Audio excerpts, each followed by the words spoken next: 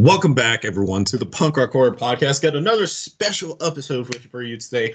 We really got to find a title for these episodes because we're just getting a lot of them. Well, today, though, to get to it, I am joined by a good old friend of the podcast. He has come on before to talk about his book, Why I Don't Eat Steak, and he's just a fantastic dude. Really has a lot of knowledge, whether it comes to writing or the dude is just an enigma of awesome knowledge, and I enjoy having him coming on. Welcome back, our good friend Paul Lubaczewski. Welcome, Paul. Howdy. So last time you came out here, you came to talk about your other book, Why I Don't Eat Cheesecake, or Why I Don't Eat Cheesecake last year, and all the listeners checked it out, and we had a good response to it, and so it's really exciting to have you come back to talk about your new book, The Cult of the Gator. And so without spoiling anything, Cult of the Gator God. Excuse me, I apologize. I don't know why I left out God on that. But Cult of Gator God. We have this new book from you, and it's really exciting. This is definitely a big beefy book. So let's jump into it, Paul. What was the inspiration behind this, and how did it come to be? Well, I wanted to leave Philadelphia, leave the town of my birth, and I lived a year in Florida, and I didn't live in like Miami or Orlando. I lived in Jacksonville, which is the real Florida. And Lord knows that's where you get your Florida man stories. And if there's not inspiration there for horror comedy, I don't know where you're going to go. So did you move to Florida to find inspiration for this book, or did you just happen to just, like you're saying, you go to Florida for a change of pace, and then you found your inspiration from living in Florida? Well, no, my wife transferred inside her company, and we had thought we could live everywhere and anywhere because I'd lived all over the country. I've lived in New York, I've lived in LA, I've lived in Philly. Thought, we can handle anything. We had not met Florida yet. So I guess, it sounds like Florida might have been a bit of a challenge for you guys from the most part. How did this influence your new book? Well, I try not to rag on Florida too much, but I think if you're doing a horror comedy, when you're setting scenes, you've got to find what's funny about the area. And Lord knows, there's, especially coming from like an outsider's point of view of having to move to Florida, there is a lot of funny adjusting that you have to do when you get there. And so there's like all kinds of things to work with there. The first time we got pizza in Florida, and I used this in the book, they smoked it. They barbecue smoked our pizza. Now, I'm from Philly, and I've lived in New York. I have very specific feelings about pizza. It's just already crossing a line there, huh? So they barbecue smoked a pizza. I'm trying to wrap my head around that. I'm sorry. I screamed savages at the top of my lungs. What have you done? You played with God too much. No, I use that one in the book because that one is still a what's Florida like? They barbecue smoked our pizza. That's Florida. In your defense, Paul, here's what I'll say. It is, I think it's okay to not really be fancy with the state depending on your experience with it, because you're not necessarily talking about every single person in Florida. It's more so you're reacting to your experience of when you live there, because I share a similar feeling with you about California when I was out there for a little bit, and I hated it there. Almost every experience and interaction I have is unpleasant, and it wasn't for me. Now, I don't think the whole state's a terrible state and should, sink, and I don't think that's what you're saying at all. So, I'm just more so saying credit to you. I think you've already said it really well by, putting your experience into the book. So I apologize. I'm interrupting you. Go ahead. It's a classic fish out of water thing. I mean, if you've never lived in Florida, you don't really understand Florida. It's I would say the same thing. Coming here where I live now in West Virginia, if you've never lived here, people come here and think, well, I love the outdoors. We have pretty harsh outdoors. I mean, it's beautiful, but it will attempt to kill you. And there's a definite fish out of water thing there, and it's like it, and if you. a fish out of water situation is always just wonderful for comedy. I mean, because it's like you take somebody from a very plain Jane background and give them these new experiences that they have no preparation for dealing with, and boom, you've got a couple of jokes there. And I like that you use the fish out of water expression. I think that's the perfect expression for it too, because I think we all do relate in that sense where we've been somewhere where, well, yeah, we are the fish out of water, and it's just a surreal feeling. It's uncomfortable because you're not used to the nuances in this new place. You don't know, the small subculture, things that are okay and not okay throughout, like because I even know, like, in like certain like small town aspects, that small towns run their own kind of laws here and there. And so you take in more big scale like Florida, I can imagine just kind of how challenging and overwhelming that can be. So I think it's really kind of a testament to your creativity that you're able to be in this situation, be a fish out of water, and be able to bring that into this book. And so it sounds like this book focuses mostly on someone who is a fish out of water. Is that about right? That's until it kicks up. I mean, that's the early part of it, trying to like figure out, my God, I live here now. How do I live here now? And then, of course, we get into the kaiju comedy part of it, and that's when we bring in big lizards. All right, so I mean, you're catching my interest here, Paul. So there's big lizards in this book, and it's kaiju-esque. What's happening in this book? Well, what are we being introduced to? When it's called the Cult of the Gator God, it's not being a euphemism for anything. There is literally a gigantic alligator god. What's really interesting, Paul, is that when we look at your books and we read them, is that the titles of them definitely do come off very vague and mysterious, and they definitely pull you in. And then you do find a really good creative way to be literal with your titles. So much so that it kind of like brings up these nostalgic feelings of a B horror movie, but in a book. And I do mean that in the highest regard too, because it's for me it can be hard to read books just to certain disabilities I have and whatnot. But when I see something that's creative, that just kind of grabs my attention, and makes me want to continually read it and keep going for it. And so I guess the question I'm trying to ask here is, do you always try to go for a literal meaning of your titles, or how does that influence your creativity when writing the book? Well, I mean, with horror comedy, you kind of you want to put the wink out there. With I never eat cheesesteak, it's a knockoff of the Bela Lugosi line. So it's telling you right in the title, hey, vampires. And in this case, I wanted it to sound like a B film, because like, I mean, I grew up watching like Creature Double Feature, and like they used to always play these like gigantic animal movies. And I mean, Godzilla is very revered in this household. So it's like I wanted that B movie feel to it. I really wanted it to, like, something that would show on Saturday afternoon on the horror matinee. Well, Cult of the Gator God is on. I mean, I wanted it to sound like that. I think you definitely succeeded with your title on that too, because again, it's like what you put it perfectly. Just like something on TV called Cult of the Gator God. Of course, I'd want to watch something like that. Like, who wouldn't want to? I think it's really impressive that you do also try to keep with that kind of B horror movie aesthetic. It's because in general the B horror movies have always been an accidental success until more recently, where now it has become more of an art form. And so it's definitely I would say probably one of the more challenging type of art forms to really encapsulate, whether you're making a film or writing a book. Do you feel it's a challenge for you to try and continue to capture that feeling? And if so, how have you been able to do it? Well, I think I in this one, it's like, again, it's horror comedy, so like you have to start with some like great love for it, or otherwise you're just being mean. And I like watched all of that stuff. Like, I mean, one of my favorite films of all time, and I'm not saying it's a good film, I'm just saying I love it, is Godzilla versus the Smog Monster. So like I grew up with that, and again, like there's all kinds of, if you have a deep love of something, it's easier to poke fun at it.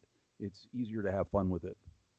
Where if you don't like it and you're making fun of it, you come across I think the reader can like feel that you're being mean. There's a difference between mean funny and no. We all get the joke here. Right. And so I think I'm glad that you pointed out that you have to love it, otherwise you're being mean. And because I was going to ask you originally if you could elaborate on that, and I actually still would like you to elaborate on it a little bit. But what I hear when you say that, and I think it's also a really good piece of advice for anyone listening to this episode who is an author and is trying to get their works published or trying to find their creative muse, is that it is when you love something, you're able to encapsulate it and imitate it and also poke fun of it in a tasteful manner because you know why you love it and you know why it works. Whereas if you hated B horror movies and you hated how they were made and you hated that they even existed in general, then you're going to start subconsciously, even if you don't mean to do it right out the front, really start taking it apart. And then eventually readers who do love these B horror movies or just B horror movies in general are going to see that and they're going to say, wow, like if it was me, just wow, Matt really, really hates B horror movies. I really don't like how he does, describes them in his book.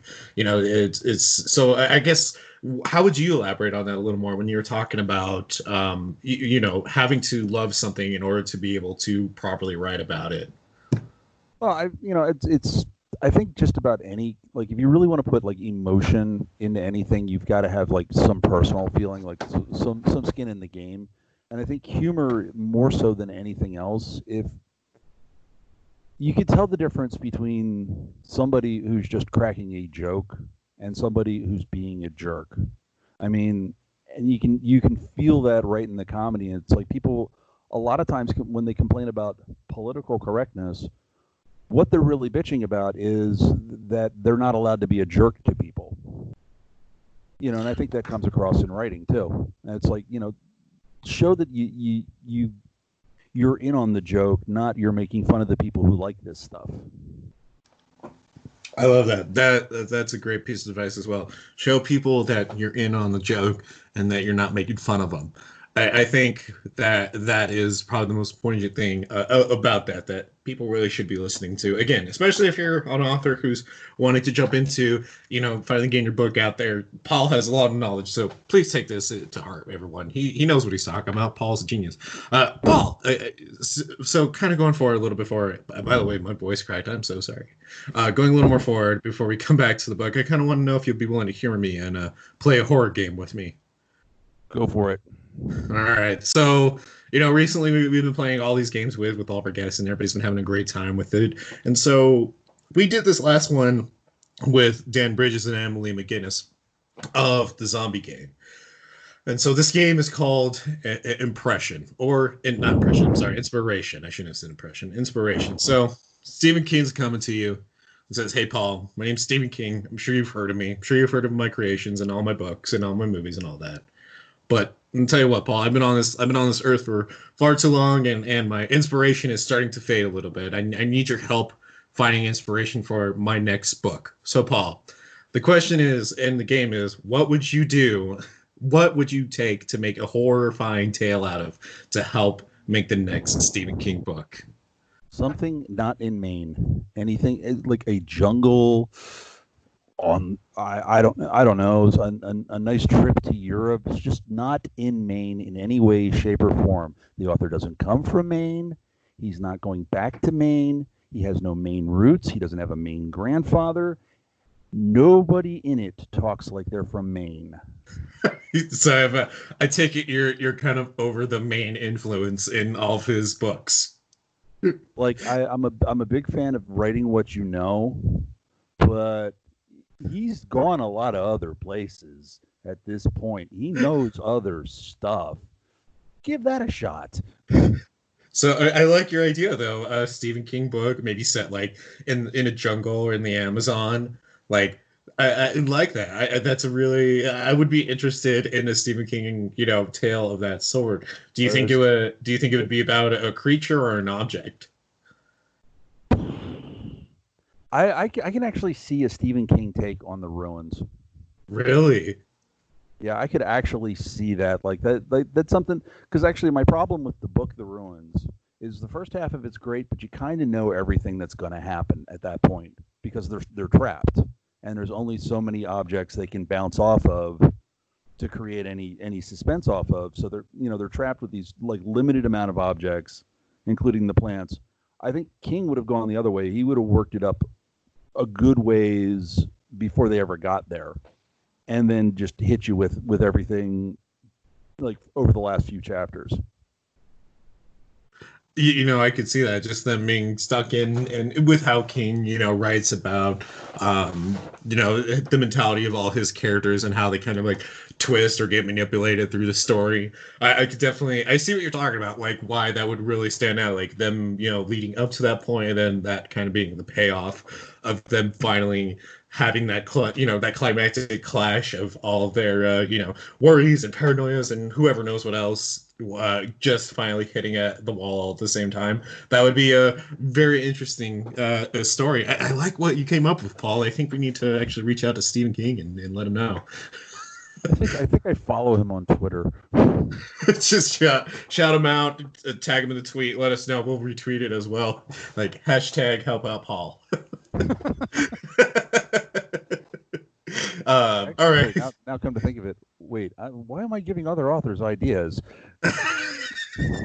Hey, whoa! I helped you, kind of. Okay, whoa.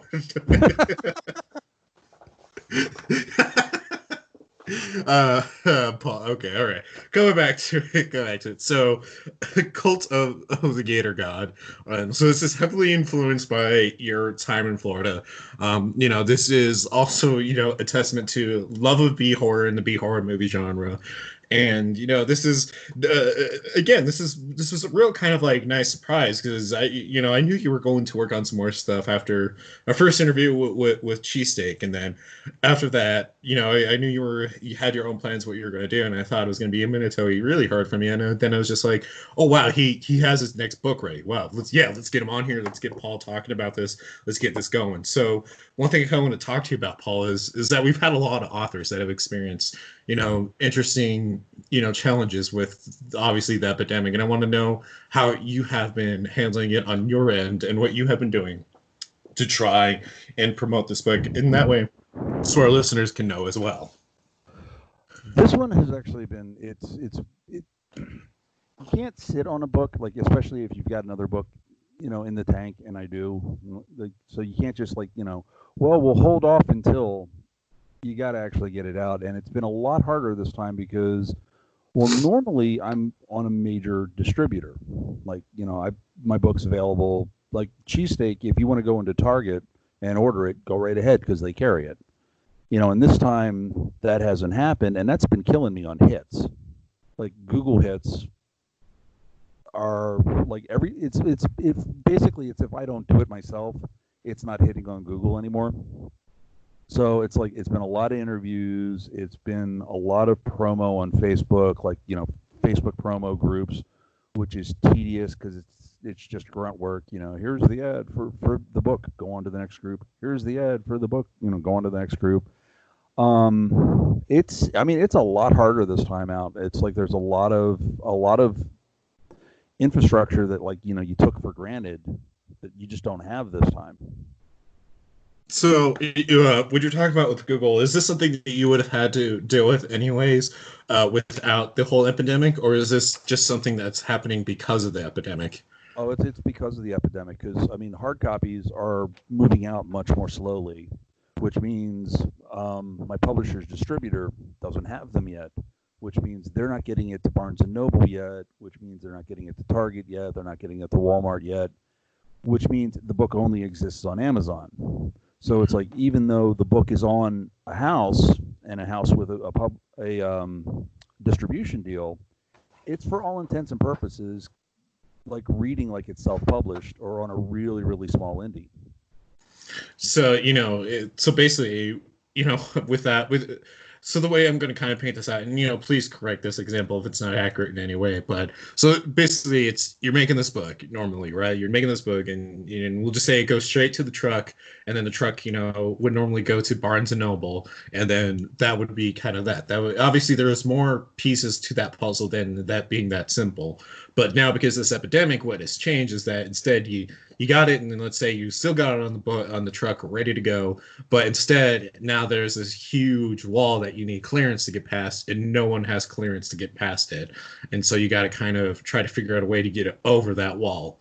And so even then, to that point, Barnes and Noble still isn't taking any outside stuff. So it's like there's this extra huge wall that you have to try to get past. Is that kind of accurate? Does that work as a good example, do you think? Yeah, I mean, well, basically, Google picks up its hits. Like major places like Barnes and Noble or Walmart or Target, they like create hits on Google, and then Google notices it, and then Google puts those up, and then eventually they'll put it on Google Books. They'll put it, like, it's not even on my information panel. Like, I have an author information panel on Google, and it's not even showing up on there yet. So it's like, basically, I mean, right now, like, Amazon's the only place to get it, and so it's just it's killing my traffic. There we go. That was the word I was looking for. My internet traffic is like way down, so like I have to kind of create my own, just on my own. And so the only place where anybody can get your book is Amazon. There isn't a website or anywhere else. It's only Amazon at this point. Yeah, which is, I mean, it's not ideal. I mean, eventually it will get to everybody else. I mean, but that's happened to actually a lot of authors. If you go on Abe, which like normally carries everybody, like I've had a lot of authors that I'm friends with that their books have just kind of vanished off of Abe, and it's like Abe is saying no longer available or not available at this time. Man. Yeah, it's brutal. Like, I mean, a lot of different books have just kind of vanished off of Abe, and again, that Abe is a big seller, and a lot of sellers use Abe, and to lose that traffic is just really rough for everybody. Yeah, I'm looking at like at least 1, 2, 3, 4, 5 different authors. Their books are temporarily unavailable. That's rough. That's really rough to hear. That is one of those situations where it's just, regardless of the content creator or artist you are, when you see someone like that struggling, that is so hard, because we've all been there, and we've all had that fear of something to that effect happening to us, and it's just, seeing that is just so rough. So basically, at this point, I still want to ask you this too, but so the obvious way to buy, Cult of the Gator God right now is obviously to go to that Amazon and buy it off Amazon, and we'll have that link below for everybody to click on that. But I want to know from you, Paul, what is other ways that listeners could support you, or maybe any other authors that are struggling right now? Well, what I'm going to be doing is, since I can't do book signings for obvious reasons, I'm going to be getting in copies of Gator God, and I've got copies of some of my other books, and I'm going to pretty much be selling copies of them at list price, signed. So instead of having to get a signed copy with like a markup because it's signed, I'm going to have sign them and sell them straight at list, and that'll be available on my webpage and on my Facebook page as soon as I get them in. We'll make sure to promote that as well too when that does come live as well. So I mean, we still got a little time before we got to wrap up, but I just want to say again, Paul, thank you again for coming on today and talking to me about this. You definitely bring a lot of good experience when it comes to being an author and writing very surreal horror. You have a lot of experience, and it's great having you come on the show and just spread that knowledge. So I appreciate you coming on today again. I just want to give you a big thank you for that. Oh, thank you for having me. So Cult of the Gator God, it's again this heavily influenced, book from when you were in Florida, without going over the whole thing again. What I want to ask you is, what is the biggest thing that people should take away from reading your book? I hope they take away that it was funny. I mean, in all honesty, like, horror comedy it's kind of a tough gig, because you can't like totally not have comedy. I mean, horror in it, like, or it's not horror comedy. But at the same time, it's like you can't be so heavy that like nothing is funny anymore.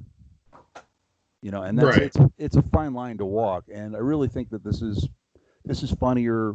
Like I think every book gets a little better because I know what I'm doing more. because it's a learning process. And while the horror comedy sells well, there's not a lot of guys doing it, and I think it's probably because it's difficult to find that line. Where it's like a lot of people have tried, and then they put out books that weren't particularly funny. I mean, they might have been like relatively readable books, but they weren't exactly funny, or they end up with like horror books that like had a couple of jokes in them. So what we're basically saying here is if you're not walking away from this book smiling, then you need to reread it until you're laughing your ass off, because I mean it's B horror comedy in book form. I mean, I know if you're a dedicated horror fan to the B horror genre, we definitely love those B horror movies, and it can be hard to watch them every now and then. So to be able to actually read it and read that in lettering is pretty exciting to think about, just because I guess for me, I've never imagined a B horror movie really being in a book. I never really considered that thing being a thing, and then, for you, Paul, to come on and talk about it, and, talk about the influence to bring that out into that way, bringing that all that influence of B horror. It's just, it's really exciting to hear. And, I just, it's going to take me a minute to get through the book, but I'm excited for the entire trip to get through it as well. I love the fact that when I looked up kaiju comedy, I don't think anything is listed as kaiju comedy. So if you label that on Goodreads, I will be at the top of the list because, well, nobody else is there yet. So search up kaiju comedy, Ghoul Scouts, Creeps and Mutants, and it'll be really easier. To wrap up today, I got one more game I want to play with you, Paul. Are you willing to humor me one more time? No problems. Let's do it. All right. Have you ever seen the movie Page Master? No, I haven't. Okay, so I'll explain it. So Page Master follows a young Macaulay Culkin, but he basically, to kind of paraphrase it a little bit, he ends up going into this library, and this library is a very mystical library, and the librarian's basically a wizard in disguise, and Macaulay Culkin gets sucked into the world of this book, and he has to team up with other books to defeat what's in this book and get out of it. So, Paul, this brings us to the game. I want to ask you, what is one of your books that you would be sucked into that you would have to find a way to survive out of, and which one would you want it to be?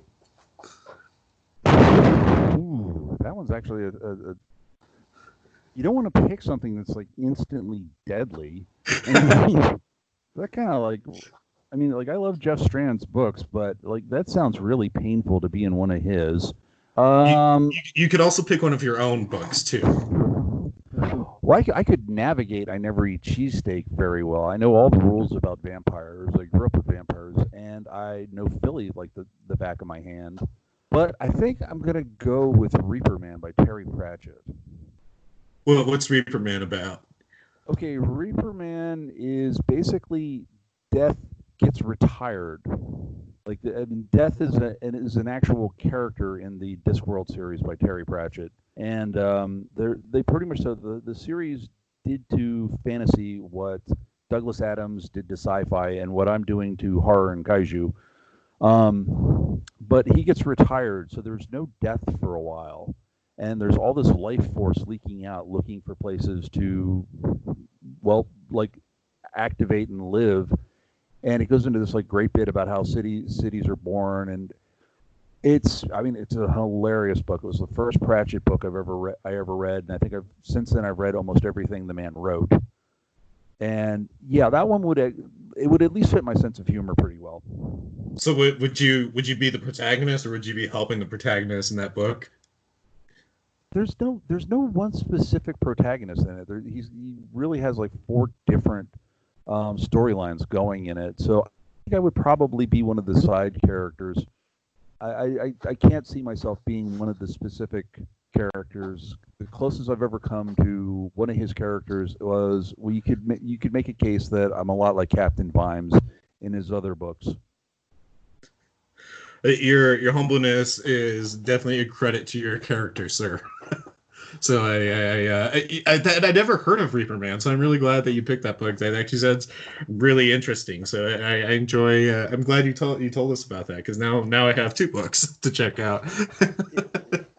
Pratchett was definitely an influence. I mean, to some extent, Douglas Adams was, but my God, I read that in like high school, so that's eons ago. But like Douglas Adams, Pratchett, Carl Hyacin, Christopher Moore, it's like they were all like little influences toward that kind of sent me toward. I love horror, but God, I also love cracking jokes. I'm combining my loves. I went in again. More great advice. Any authors who are listening, don't be afraid to combine your loves. You never know what kind of crazy, amazing stories you're going to make from it. Paul, it is an absolute delight to have you on the show. It's great. You're definitely have become a good friend of the show, and we love having you come back on and talk about your next book. Whatever I was gonna say whatever it is because I can never predict the titles you're gonna come up with because they're just so unique and engaging. So whichever title it will be for your next book, I know we are definitely looking forward to it, and we're definitely looking forward to reading it as well. Paul, as always, thank you again for coming on the show. It's been amazing. Thank you very much for having me on. Before we end up, where can everybody go to support you, Paul, and also get their hands on the Cult of the Gator God book? Okay, well, Amazon is the obvious one. It's also got they've got like a lot of the short stories I've put out over the years in anthologies and magazines, and my two other books, A New Life and I Never Eat Cheesesteak. I'm on Facebook. Paul, last name is spelled Lubaczewski, and I have a webpage, just paullubaczewski.com. So we will have those links in the notes below for everyone to check out as well. And if also just really quick, if you are an author and you want to have your book read and reviewed and also interviewed on the show, please make sure to send all of your promotion material to our email at I think it's punkrockhorrorbooks@gmail.com. That'll be down in the links below. Paul, you're this wizard of knowledge when it comes to books, and it's just great to have you come on and just have you talk about us with what you're doing and your insight on books and what you're reading. Paul, hopefully when this epidemic ends and we can start moving things up, we'll definitely have to try to cross some state borders to come visit you and get a beer with you sometime. That's for sure. All right. Again, thank you very much for having me on. This is like, it shows like these right now that are kind of keeping all of us authors like in business. So I really do appreciate it. It's why we do it. We're going to always try to work 10 times harder to help everyone else who needs that extra help right now, especially right now. So again, everyone, all those links are below to support Paul. Make sure you go check him out. Again, to help spell his last name is Lubaczewski. Make sure you get that and check out Cult of the Gator God. Check out I Never Eat Cheesesteak, and check out the rest of Paul's books because again, he's definitely probably one of the most brilliant authors we have ever been able to talk to, and you're sorely missing out if you haven't read any of his books yet. Paul, thank you again for coming on. We'll definitely have to talk with you again next time. Thanks again.